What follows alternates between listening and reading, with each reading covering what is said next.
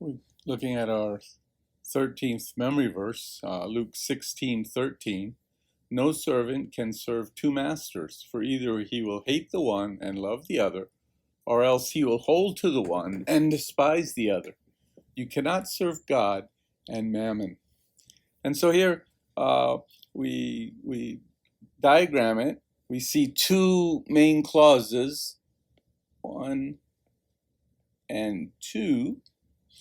And then he first makes the statement, no servant can serve two masters.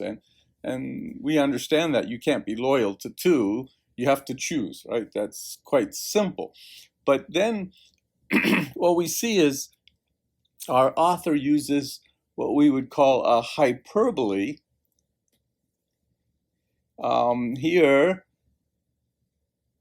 no servant can serve, for either he will, what? One, hate the one and love the other, or else he will hold to one and despise the other. The hold to is be very loyal to one to do everything that master would want the individual. And so what we see here in these two is a hyperbole.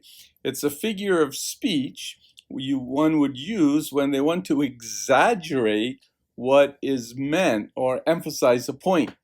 Okay? It is used to make something sound bigger, better, funnier, or more dramatic than it actually is. It's probably the best example that we have in Scripture is Luke 14:26, where it says, if anyone comes to me and does not hate his father and mother and wife and children and brothers and sisters, yet even his own life, he cannot be my disciple. And so we're looking here at the same idea of disciples. Okay, so this is talking about discipleship, making the Lord, being a disciple of the Lord. And of course, we know from Scripture that we are to love our parents, we're to love our children, we're to care for them.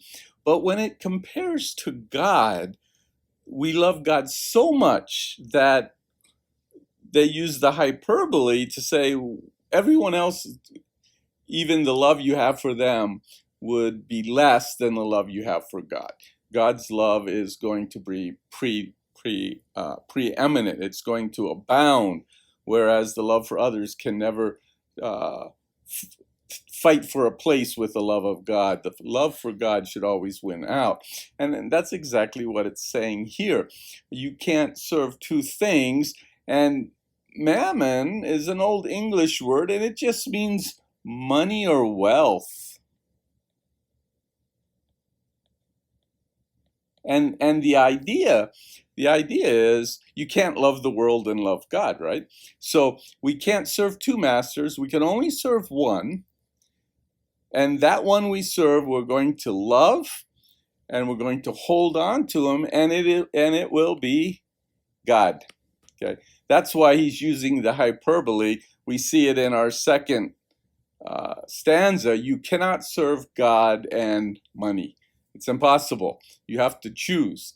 And if you want to be a disciple of God, then you have to choose God. You can't serve two masters. And so we have a very strong hyperbole with the emphasis that in our Christian walk, we need to make sure that God always comes first.